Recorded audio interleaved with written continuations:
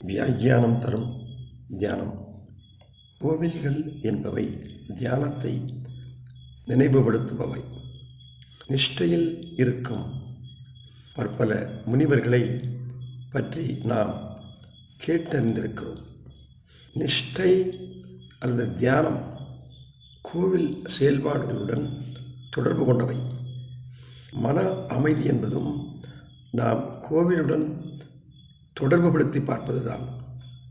மன அமைதி அல்லது மன நிம்மதி இவற்றை வேண்டித்தான் கோவில் தரிசனத்தை விழைகிறோம்.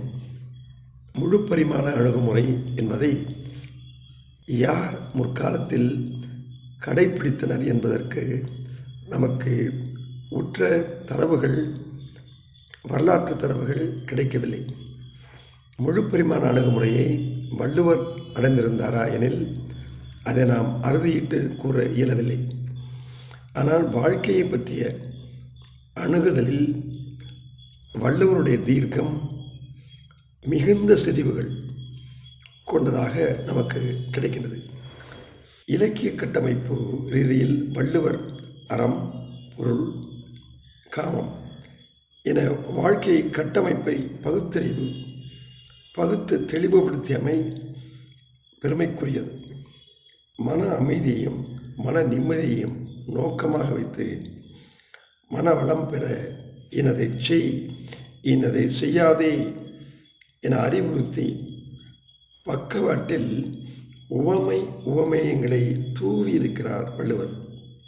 திருக்குறள் என்ற மறைநூல் சாத்தியமாகியிருப்பதே தமிழ் இலக்கியத்திற்கு ஒரு முத்திரை மோதிர செய்தியாகும்.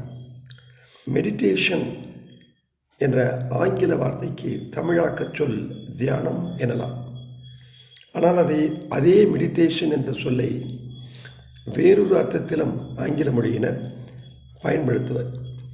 ஐ am meditating about it என கூறும்போது அதை பற்றி நான் சிந்தனை செய்கிறேன் என பொருள்படும்படி பேசுவர். மெடிடேஷன், ரெஃப்ளெக்ஷன் ஆகிய இரு சொற்களும் நெருங்கிய தொடர்புடையவை.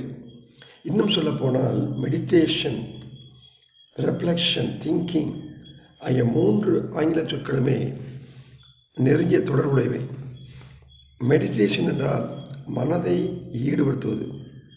ரெஃப்ளெக்ஷன் எனில் மனதால் நினைவுபடுத்துவது. திங்கிங் என்றால் மனதை செயல்படுத்துவது. மன அமைதி இருப்பின் மனம் சிறப்பாக செயல்படும்.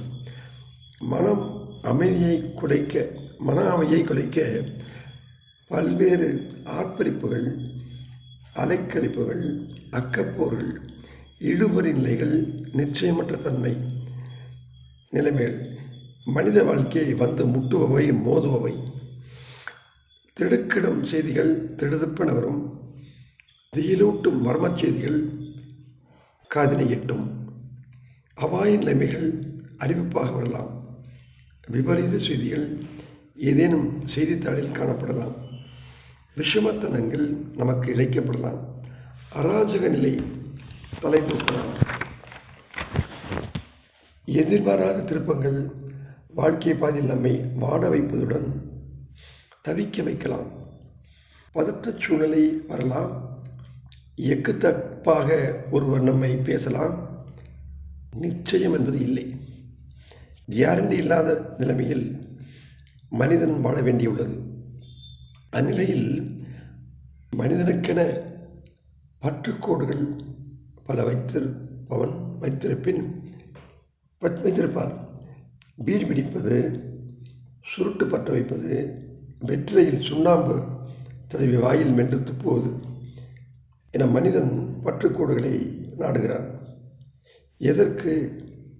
மன அமைதி பெற வேண்டும் என. லாகிர வஸ்துக்கள் மன அமைதியைக்காக நாடப்படுவது கலாச்சார நிலைமையாகும். சாதாரண மனிதன் தியானத்தை நடலாமா? மனிதன் தனிமையை நாடி சற்று நேரம் தனிமையில் சிந்திப்பதுண்டு. அது குட்டி தியானம், தனிமை நிலை. அதை அவன் நீண்ட நேரம் கடைபிடிக்க இயலாது. தனிமை நிலைமையை பயன்மிக்க முறையில் பயன்படுத்தவே தியானம். தியானம் என்பது நிஷ்டை எனக் கண்டோம்.